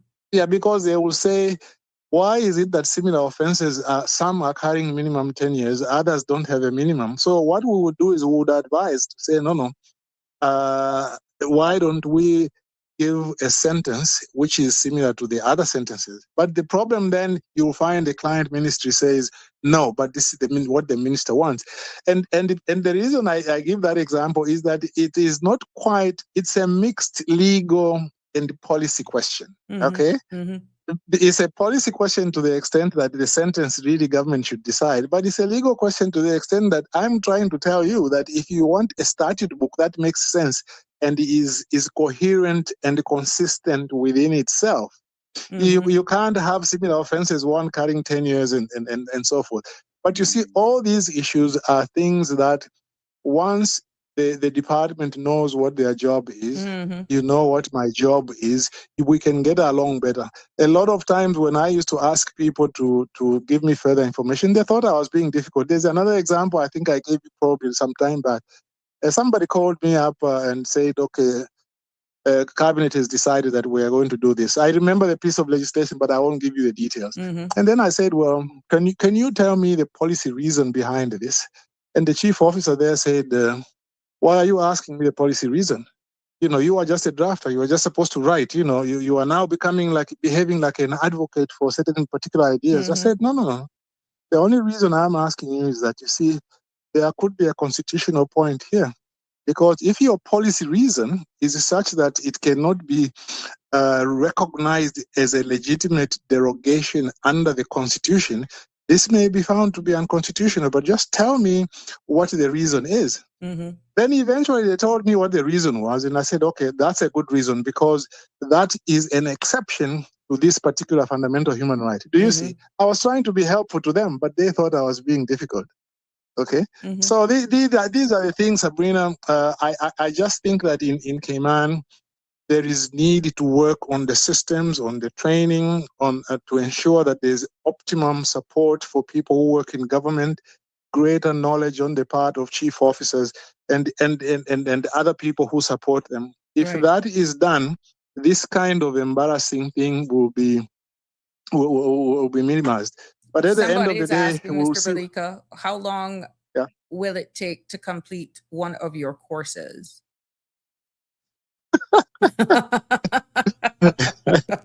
You see, this was unsolicited, but people asking. Well, at least nobody will say that you are a lawyer and you're advertising. I'm just answering a question now. So, you see? At least I'm just answering a question. It is the person who has asked. You see, the courses are like, there are 1 day courses and half-day courses. The 1 day courses are 6 hours. Okay? The half-day courses are more like 3 hours. Now, when we taught them in the past, we taught them like in one day. We had them at the Courtyard Marriott, Mm-hmm. And it was one day. But one thing that I found since then, there are some people who can't come in to sit one day. So I'm hoping that if I find a new partner, we could have people have an option, which like UCCI is doing, where it's a course. It might be a one-day course, but you break it up maybe into 6 so that Mm-hmm. people come in on a Thursday and so forth. And then that might be able to work. And if we can do it online also, that would be nice. Mm-hmm. So, but the answer to the question, therefore, is that they take anywhere from 3 hours to 6 hours. They are all one-day or half-day courses. But at the moment, they are not offered anyway because I don't have a partner. We tend to, the way we did it with my last partner was she had a company. I won't mention the name because she has Mm-hmm. moved on. She's doing something else now. She had a little company which she put together. So that company advertised for the courses and people signed up. And then when they finished the courses, on the same day, we would give them a certificate signed by me as the facilitator. Mm-hmm. And then and her as the managing director of the company, and we did that. The last one that I did was for planning. I normally don't like having more than 20 people, but that particular one, there were so many people who wanted to sign the legislative process. It was 25 people, Mm-hmm. and at that time, because I was still feeling very good, I also gave them a copy of a free copy of my book, my green book on the Cayman legislative process. Mm-hmm. So that's the answer to that. And then Hold on and a minute. I if that want to person, I want to interrupt you for a little bit because you may want to weigh in on Sure. this. Just actually shared by, Sure. to me by a number of persons. It's a link and it's an article that must be just went live thanks to Cayman News Service. And I'm going to, please bear with me. I'm going to read it so that Okay. you can digest. Okay, because it's just hitting the tubes right now. Mhm. There we go. You may wonder what the heck that is. Questions continue to mount over the government's reported purchase of One Capitol Place, a major commercial office building in the center of Georgetown. The acquisition, first highlighted by Cayman News Service, has raised concerns about transparency, public spending, and the government's refusal to explain the move. One Capitol Place is owned by NCB, a developer currently facing multiple lawsuits and ongoing financial strain. Their long-stalled hotel project on Georgetown waterfront remains unfinished and no clear timeline for resumption. Despite these challenges, the government has reportedly acquired the fully leased building and has offered no explanation to why taxpayer dollars were used to purchase a property that cannot be occupied by government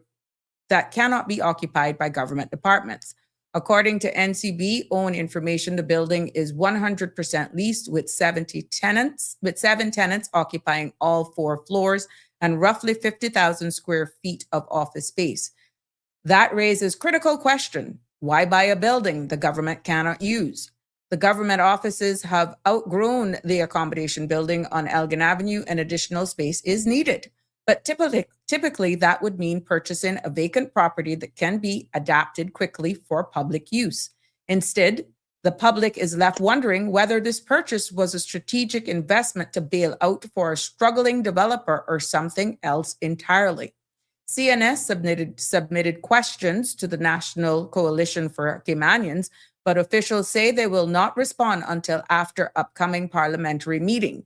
NCB has also been contacted and a response is still pending. For now, Caymanians remain in the dark. There has been no confirmation of the purchase price, no explanation to the government's intentions, and no assurance that the deal represents value for money. When public funds are involved, silence is not acceptable answer. Caymanians deserve clarity, accountability, and full disclosure. This is an article that just went up and was shared with me by a number of persons, so I felt it was warranted. What's your take on this? And again, what's the take on this? Yeah. Well, government, as you know, have got some procedures. There's a piece of legislation, I forget the actual title of it. It's for government acquisitions, Yeah. the one that regulates how you buy, sell things. and how like you send in bids for the buying or purchase of things, the first thing would be I would expect government to say whether the tender procedures were followed. Okay? Because I remember some time back, the Attorney General himself used to give out legal work, and the question was asked, why are you giving out legal work without following tender procedures? And the answer which was given by the Solicitor General in Parliament at the time was, well, you see, the reason that we don't send out tenders is because we like to work with the lawyers who we worked with before. Now, that answer is a terrible answer. So we can all break the law. If we've got a good reason for breaking it, we can say, well, we don't want to take it for tender in case the person who wins the tender is somebody else. So we'll keep working with somebody who we've worked with before because we like them. Even if maybe they might not be the best, maybe they are not the cheapest or the most reasonable price. So the first thing to me is, were tender procedures followed? By the way, I did make an FOI some time back for them to for the Attorney General, for example, to tell me how much money they had paid the lawyer who was handling my case. And you know what the Attorney General said? I'm digressing a little bit here, but it's in the same ballpark. The Attorney General said there was no contract with that particular lawyer. So I said, no, but you can't engage somebody on a government business without a contract. In fact, under sections 5 or 6 of the National Archives and Public Records Law, it says that every public agency must keep a record of its affairs. So if you can engage a lawyer who can go to the Grand Court, go to the Court of Appeal, and then you tell me there was nothing written down, you are not just breaking the professional rules of conduct, which say there must be a retainer agreement. You are also breaking specific laws of the Cayman Islands, which require government agencies to write down what their affairs are. So for me to go back to the issue of this one capital place, government is obligated, first of all, to state to the public whether they followed tender procedures.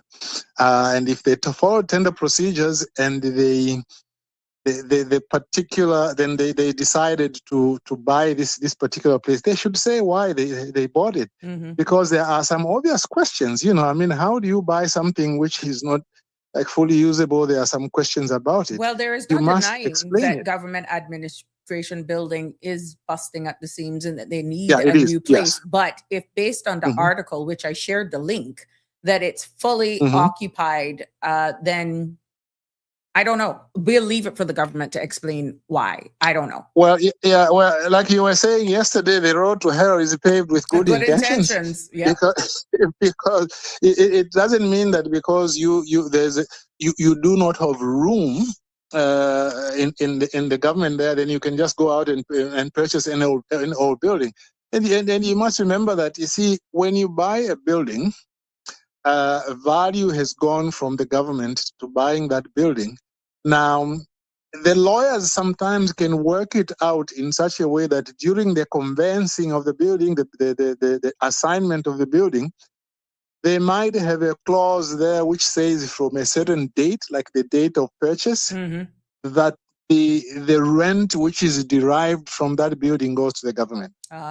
Those kinds. So that would, but we're speculating now because this is breaking. We saw where they report that there is no.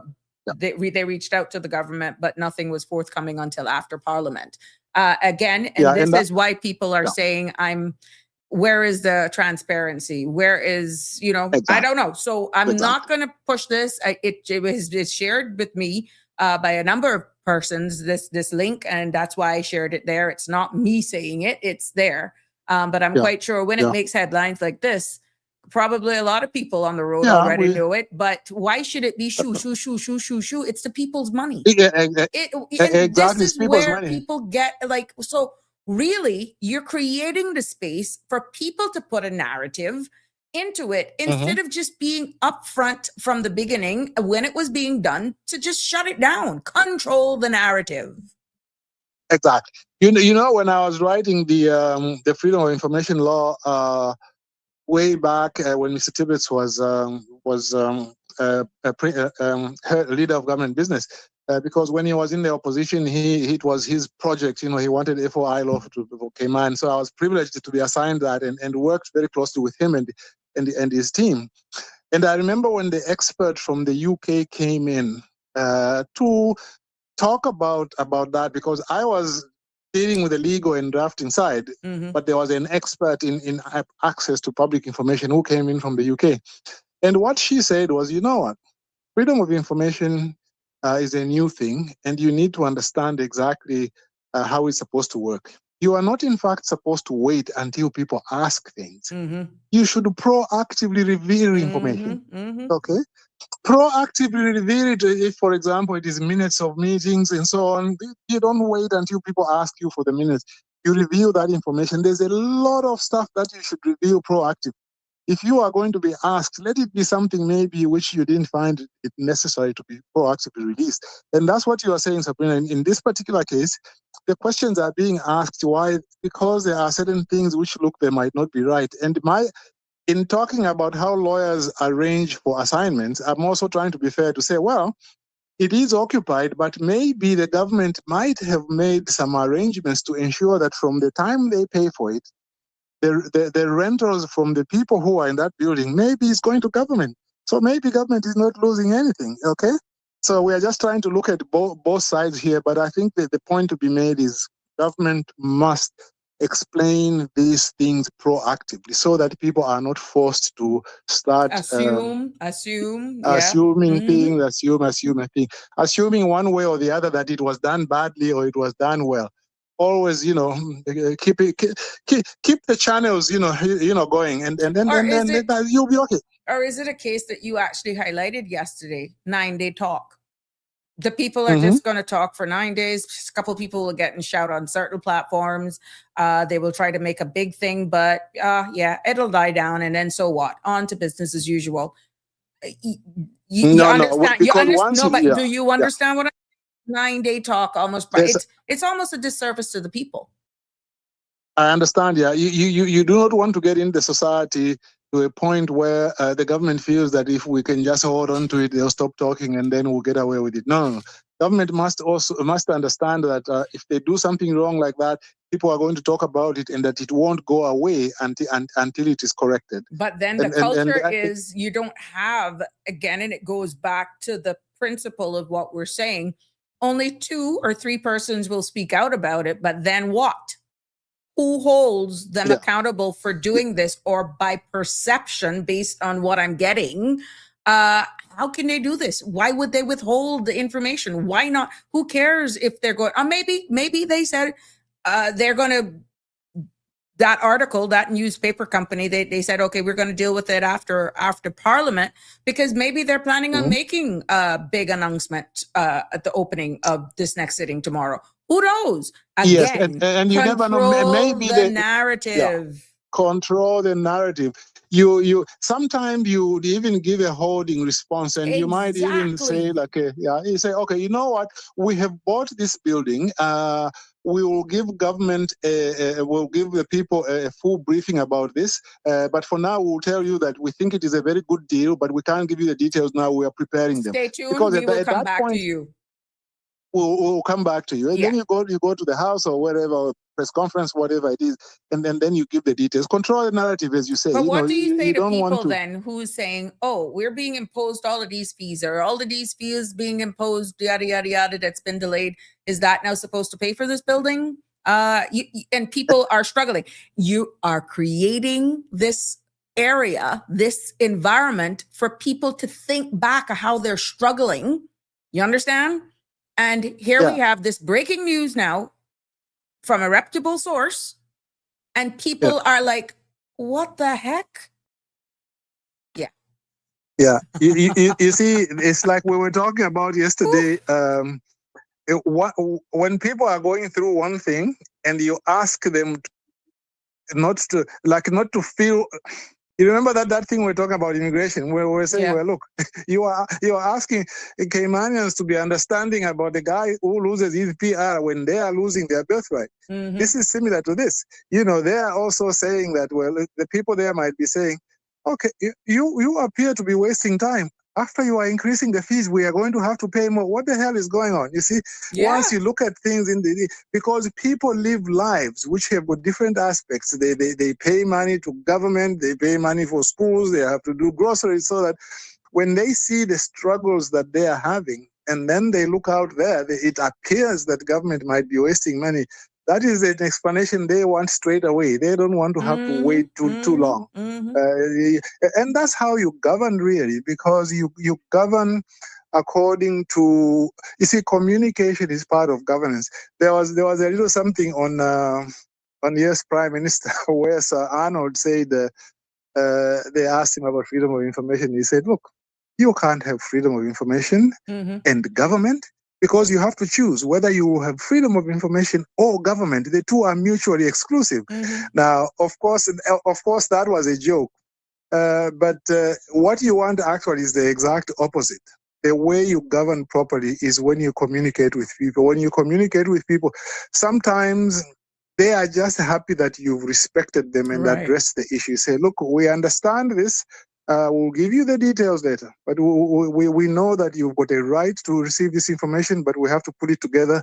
Now that the deal is over, that work is finished. Now the work of accounting to you, we'll let you know in good time. And you'll find people, usually, if you tell them that, they say, okay, let's wait, so long as they don't wait too long. Accountability. You see, the problem in Cayman is, well, look, in Cayman, we can criticize Cayman because every society has been criticized, okay? There are some countries where things are really tough. But even in Cayman, I think issues about not just accountability in general, but also the rule of law is very, very important. And talking about the rule of law, I don't want to speak too much about my case.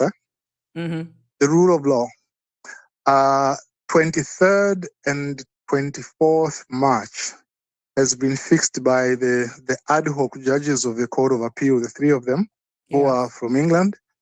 They will hear my case. This is the case which I have sued Chief Justice Ramsey Hale, President of the Court of Appeal, John Goldring, Mr. Nick Freeland, Mr. Adrian Saunders, who is Chief Justice of the Caribbean Court of Justice, Dame Janice Pereira, somebody who I actually know from the BVI, who is President of the Eastern Caribbean Supreme Court, as well as the Eastern Caribbean Court of Appeal.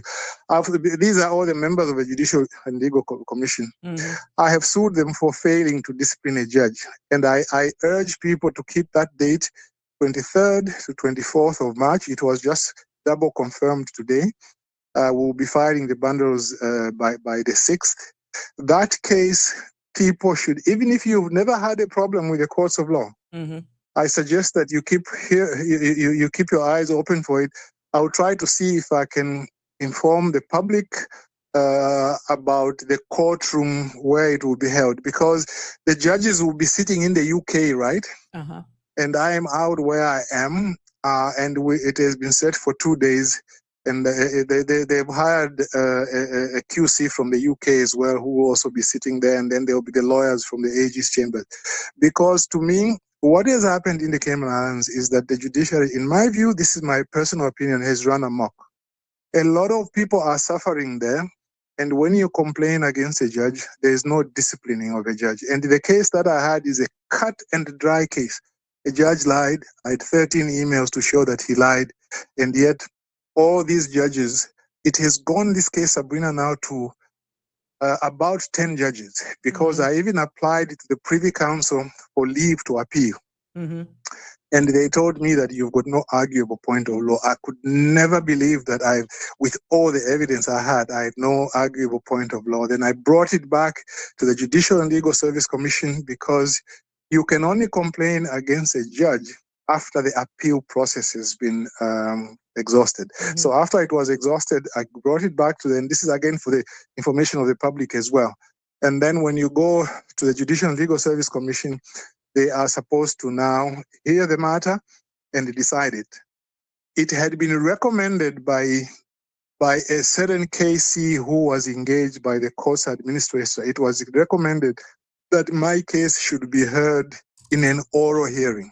that there should be witnesses called and so on because how strong it was. The Judicial Commission never held an oral hearing, never quoted my emails.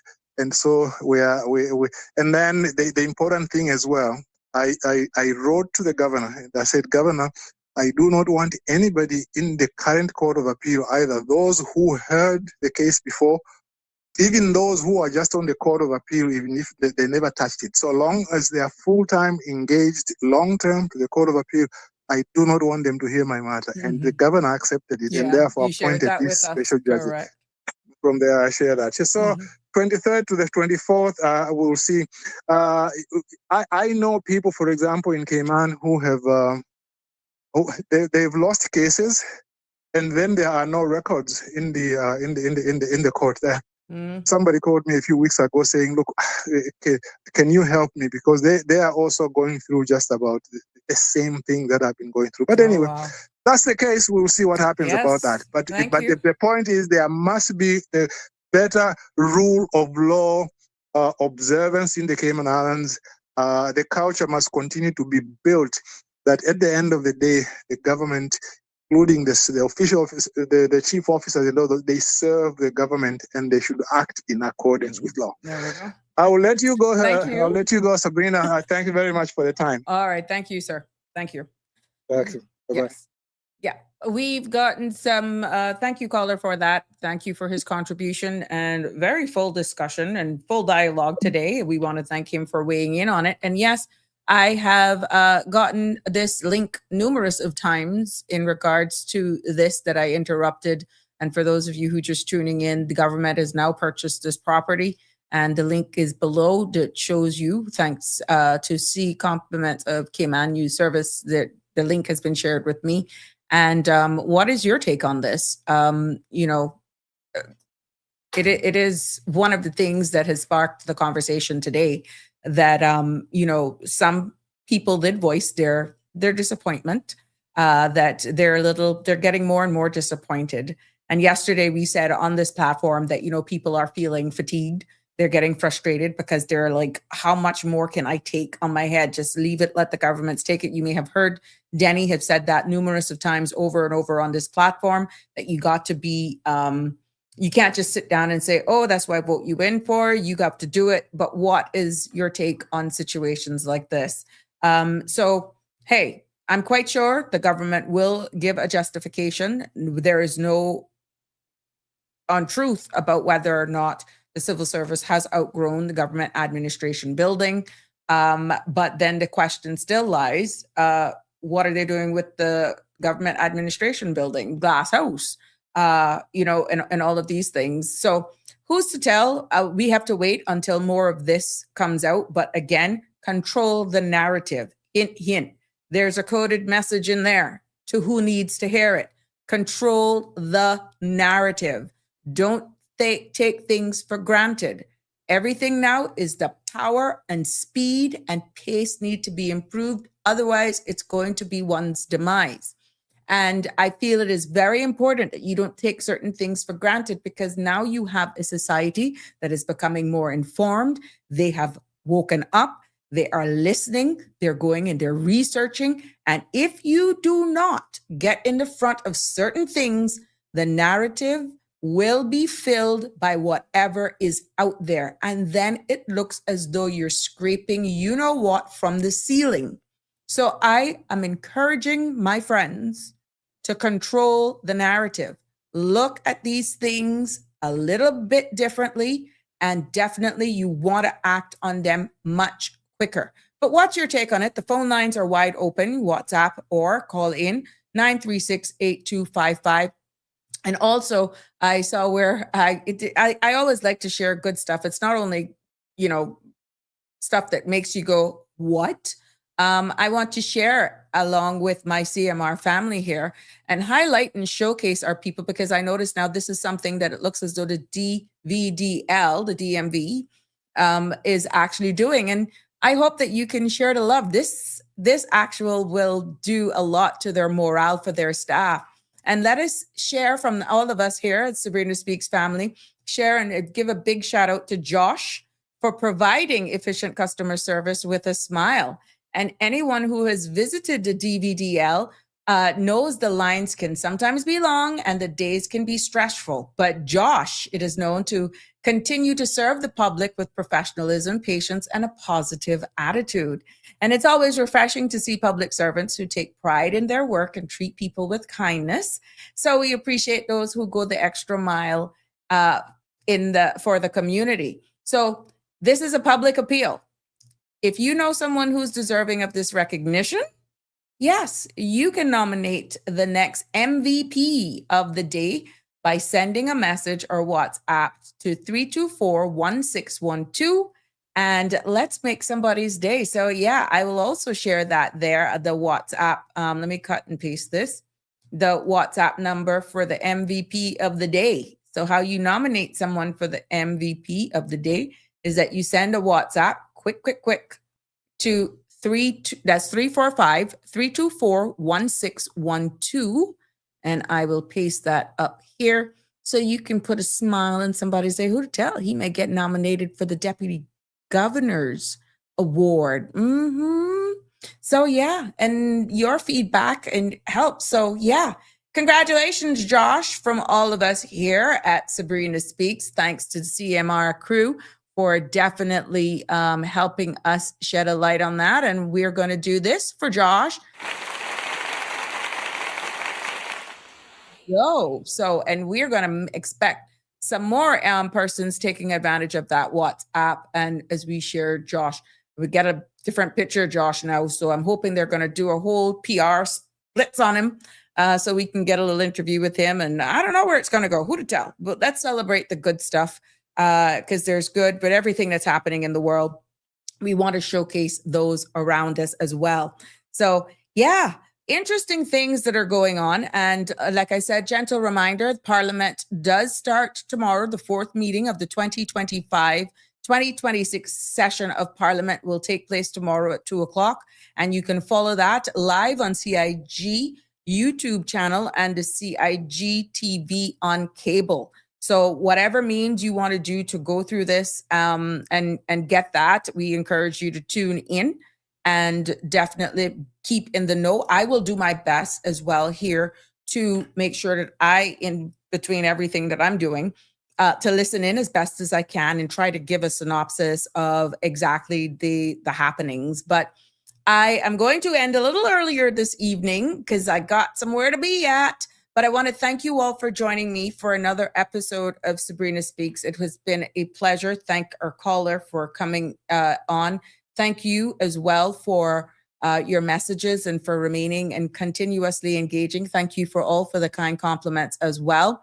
And I know I posted these on the screen, but this was in regards, Damien posted this in regards to bailing out their friend with hiding motives and blindfolding the public, smoke and mirrors. Well, maybe you can take this up tomorrow. Weigh in on it. Maybe the shock is just setting in. And Tartarian is saying, is it that they need a place for the opposition and more space? Just wondering. Let's wait to see. So this is just coming out. So this is new and you can find more. Go on to Cayman News Service. I'm quite sure CMR platform too, as this becomes more and more known, will also follow it through. So let's see. What about if you apply for a job as a Caymanian, I'm thinking, and they told you that you are overqualified? Apparently, Jamie, that is something that is often heard. And, telling you that you're overqualified and then they put, to me, that should be a bargaining tool, something that is negotiable. And if you're overqualified, it probably means that the position that you applied for is outdoing your qualifications to the point that they feel, especially if it's a position that they're looking for stability and long-term, that they may feel you may not give them stability. I don't know. I'm not speaking on behalf of any company, but maybe that may be the reason, whether or not you're probably maybe looked at as just a gap filler for yourself and not necessarily long-term growth of that organization. So to say or use the possible excuse that you are overqualified is an indirect way of saying, I'm not going to employ you. You're overqualified. Why would you apply for a medial job? You're not going to last. You're just using me as a stepping stone. Maybe that's the perspective, but I'm hearing, Jamie, that is definitely something that has been often spoken about. And a lot of Caymanians are not given an opportunity in certain positions, even if they decide to take a lower paying position. And in time comes that they can climb up the ranks with succession planning. It isn't like their qualifications and skill sets is not already known. And once the position becomes available, hopefully they will be given an opportunity for upward mobility. So I would love to hear this more from a broader perspective from the human resources persons out there, because you have heard us say it on this platform here before, that the dynamics and the environment of HR is changing, has changed the culture, even in our society. Begs the question, and unless the human resources specialists actually come out and give an overall true explanation as really what the environment is like, to dispel some of what could be appeared as a myth or might actually prove reality, speculations will remain, Jamie. And this goes back to the article, Control the Narrative. Where is the Human Resources Association, or even challenge it with their partners, the Chamber of Commerce, to kind of zoom in on this, to clear the air? It could be a collaborative approach, that people don't feel that they're only getting this decision because that's another way of keeping them out of the workforce. Who's to tell?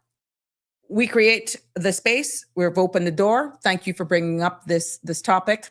And I hope that kind of gives you a prescription, some sort of a description or a reason as to why that could be the case.